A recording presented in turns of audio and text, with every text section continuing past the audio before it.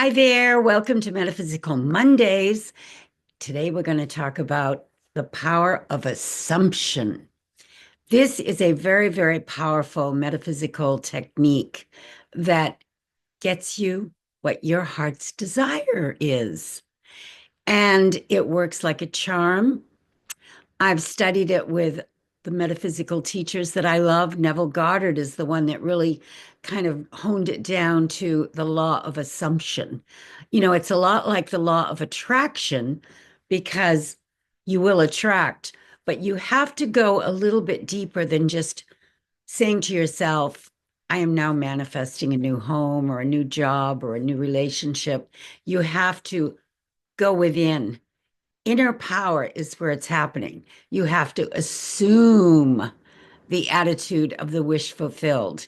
You have to assume that you've already gotten it. And that can be tricky because we're mesmerized by the 3D world. And it appears that we don't have those things that we'd like to imagine and, bring into our experience. Until we get them, we can be in doubt.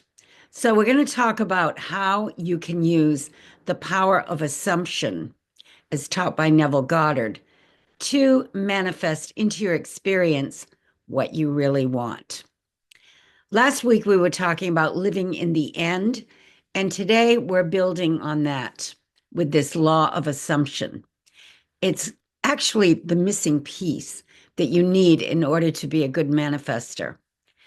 And as always, you want to take your manifesting practice further. So check out my books, The Secrets of Manifesting and Manifesting Mastery. You'll find them on Amazon. Go to my website, rebeccatripp.com, and you won't be disappointed. I've really distilled down some of the best manifesting techniques and stories of how I have personally manifested health, wealth, happiness in my life, different times, and how I've taught other people to do it because I've trained thousands of people in these techniques. So, what does Neville mean when he talks about the power of assumption?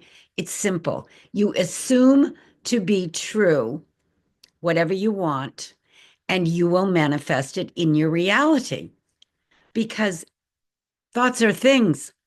Your three-dimensional world is a reflection of what your belief system is. Your world is simply a reflection. So if you don't like what you're seeing, you just have to go figure out how to change your beliefs. And if you assume that people don't like you, for example, guess what? You're going to have bad experiences with people wherever you go. But if when you go within and you meditate, you feel like wherever you go, people are receptive, friendly, open, supportive, you enjoy your exchanges with other people, you will have a much better experience.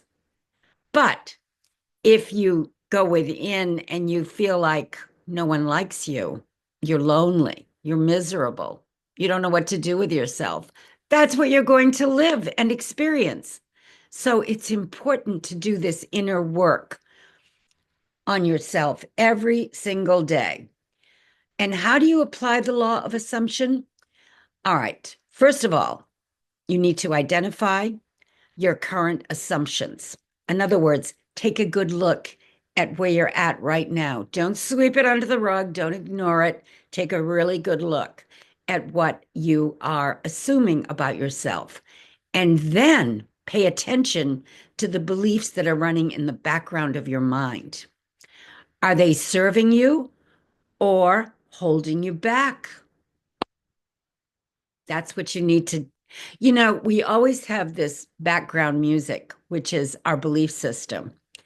And if you want to reprogram your mind and change the neurons in your brain, you need to repeat on a daily basis positive affirmations, beliefs that you can truly believe in.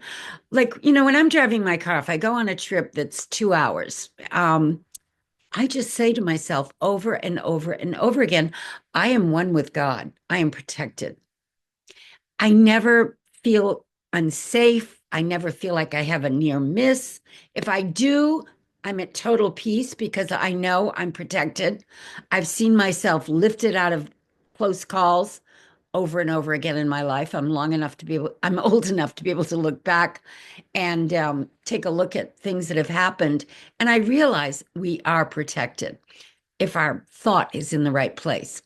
So once you've taken a good look at what you're assuming and what your belief system is, then if you want to choose a new assumption, you create a new belief that aligns with your desires. And instead of I'm not good enough, assume I always succeed.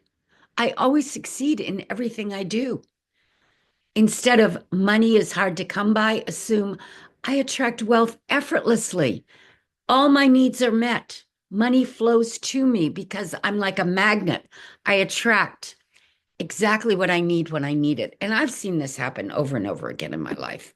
Needed money for a car, needed money for this, needed money to go somewhere, to start a business. It shows up if you believe. But the minute you start doubting that you're worthy, that you're good enough, that you can attract, you block it. And then you want to live from that assumption. And this is where the magic happens. Act and think and feel as if this new assumption is already true. When the doubt creeps in, persist to override it. Don't let it overtake you. Turn your thought away from the three-dimensional world. It's not real. It's a waking dream. Convince yourself that your inner world is more powerful and real than your outer world, and it is. And that's when you can really be a master manifester.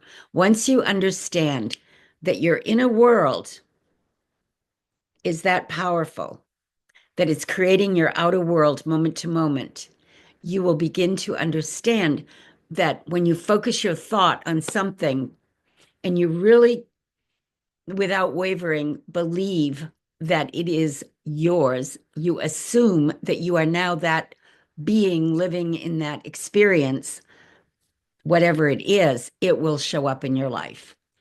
I'll give you an example. Every time I had to move, and I've had to move a lot in my life. I was a crew member flying to Hawaii. I needed a place to live. I'm sitting in the airplane thinking, oh, I really need a place to live when I get there. Now, I had to live somewhere. And I've learned when you're in that state where you just assume it's going to show up because you need that place to manifest in your experience. I'm selling my house. I need another place to live. I visualize what I want, quarters in a mansion, my own apartment in and it shows up. I leave Boston. I need a place to live back in my hometown. When I come down to my hometown, which is about 60 miles south of Boston, to help out with my elderly parents. One phone call and the place shows up. When you're a manifester, you don't worry about the how. You just focus on the end result. And this technique works for everything: money, relationships, health, success. I just fell down. I missed the bottom stair on my stairway. And I went down on my knees. My computer went flying. My phone went flying. And I missed that step. Now, that's a dangerous thing to do as you get older. Believe me, you don't want to fall down very much.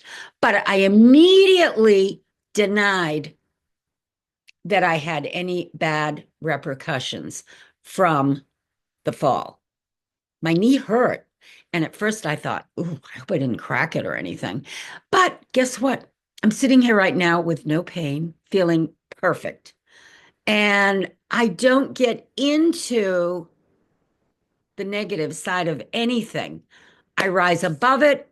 I assume the attitude that I have perfect health. I live abundantly. I have good relationships.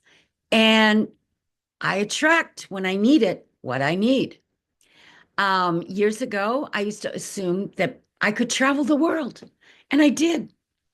I was a crew member, but I would also find really interesting places to go on my days off.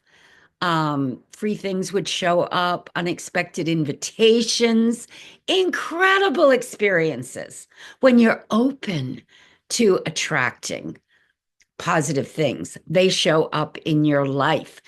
If you're always expecting the worst, doom and gloom, watching the news every day, getting yourself depressed, it's not going to be so good.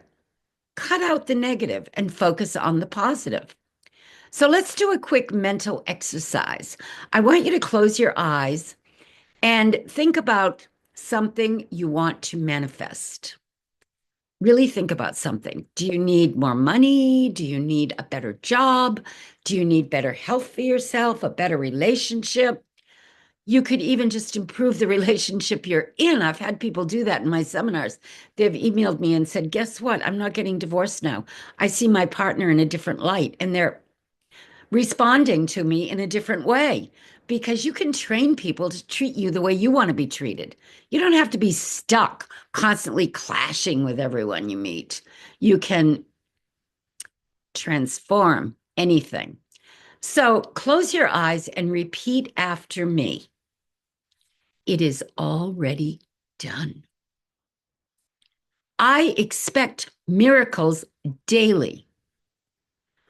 I assume the best, and the best always happens. See, when you have a mindset that always expects good to come into your experience because you have proven to yourself that God is good, and when you align your thought with this good level of consciousness where there are no problems, only solutions, you will always get the best. You will always get solutions. Now, to make life interesting in this three-dimensional world, there are always challenges. It's not like you're going to step out of your door and, everybody you meet is just wonderful to you. No, you're challenged many times because that's what makes the game of life so interesting. You get to solve problems. Maybe you're trying to grow your business. Well, if you focus on the end result that you'd like, and not the problems that you have to face along the way, and break it up into segments, step by step, visualize the results you want. And then once you've completed that, take it to the next step. You build, they say line upon line, precept upon precept is in the Bible. That's because you're constantly building, building, building.